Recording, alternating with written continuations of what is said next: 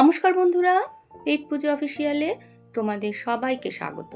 আমার আজকের রেসিপি সবুজ ফুলকপি বা ব্রোকলি। রাতে রুটির সাথে খেতে ভীষণ ভালো লাগে। চলো দেখে নিই রেসিপিটা। এখানে আমি 3টে ছোট সাইজের ব্রোকলি নিয়েছি। এবার ব্রোকলিগুলোকে আমি ছোট ছোট টুকরো করে কেটে নিচ্ছি। আর ব্রোকলির ডাঁটিগুলোকে কিন্তু আমি ফেলবো না, ছোট ছোট পাতলা পাতলা করে দিয়ে দেবো। আমার ব্রোকলিগুলো কাটা হয়ে গেছে। এবারে আমি খুব ভালো করে ধুয়ে নিচ্ছি। সব থেকে ভালো হয় যদি 10 মিনিট মতো জলে ভিজিয়ে রাখা হয়, তাহলে ব্রোকলির ভেতরে যত নোংরা থাকে সেগুলো বেরিয়ে যায়। আমি আর ভিজিয়ে রাখিনি, এমনি সময় নিয়ে খুব ভালো করে ধুয়ে নিলাম। এবারে গ্যাসে কড়াই চাপিয়ে দিয়ে দিলাম 2 চামচ সর্ষের তেল। আর এই সময় গ্যাসের ফ্লেমটা রয়েছে আমার হাই হিটে। প্রথমে ব্রোকলিগুলোকে একটু হালকা করে ভেজে নেব। আর ভাজার সময় আমি কোনো রকম নুন টুন দিলাম না, এমনি একটু ভেজে নিচ্ছি। মিনিট 5 মতো ভাজলেই হয়ে যাবে, বেশি কিন্তু ভাজা যাবে না, তাহলে ব্রোকলির ক্রাঞ্চি ভাবটা নষ্ট হয়ে যাবে। আমার ব্রোকলিগুলো ভাজা হয়ে গেছে।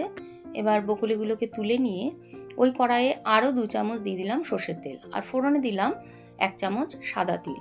যদি হাতের কাছে তিল থাকে তাহলে অবশ্যই দেওয়ার চেষ্টা করবে, না থাকলে স্কিপ করবে। আর দিয়ে দিলাম 8-10 কোয়া থেতো করে রাখা রসুন।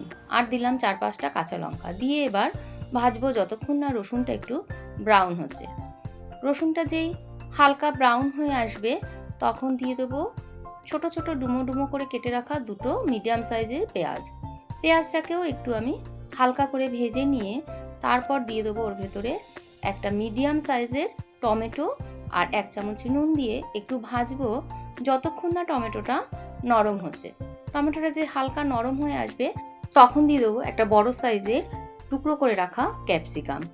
ক্যাপসিকামটা দিয়ে ঠিক 15 সেকেন্ড মতো ভাজবো। ভাজা হয়ে গেলে তারপর দিয়ে দেবো 1 চামচ লাল লঙ্কার গুঁড়ো, 1 চামচ কাশ্মীরি লঙ্কার গুঁড়ো। কাশ্মীরি লঙ্কার গুঁড়োটা দিচ্ছি জাস্ট কালারের জন্য। আর দিয়ে দেবো 2 চামচ টমেটো কেচাপ, 1 চামচ রেড চিলি সস, 1 চামচ সয়া সস। টেস্টটাকে ব্যালেন্স করার জন্য দিয়ে দিলাম অল্প একটু চিনি আর একটুখানি জল দিয়ে মশলার সাথে ভালো করে এবার সমস্ত কিছু মিশিয়ে নেব। তোমরা চাইলে মিষ্টিটা স্কিপ করতেও পারো, যেহেতু টমেটো কেচাপ দেওয়া আছে এমনি একটু মিষ্টি মিষ্টি হবে। তারপর দিয়ে দিতে হবে ভেজে রাখা ব্রোকলিগুলোকে দিয়ে সমস্ত মশলার সাথে খুব ভালো করে মিশিয়ে নেব। এবারে গ্যাসের ফ্লেমটাকে লো করে ঢাকা দিয়ে 5 মিনিট রান্না করব। 5 মিনিট পর ঢাকাটাকে ওপেন করে আবার গ্যাসের ফ্লেমটাকে বাড়িয়ে দিয়ে হাই হিটে এবারে মিনিট 5 সময় নিয়ে আবারও রান্না করতে হবে।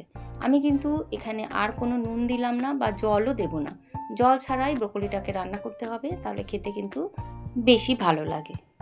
এবারে সবশেষে দিয়ে দেবো 1 চামচ বাটারটা দিলে সুন্দর একটা ফ্লেভার আসে।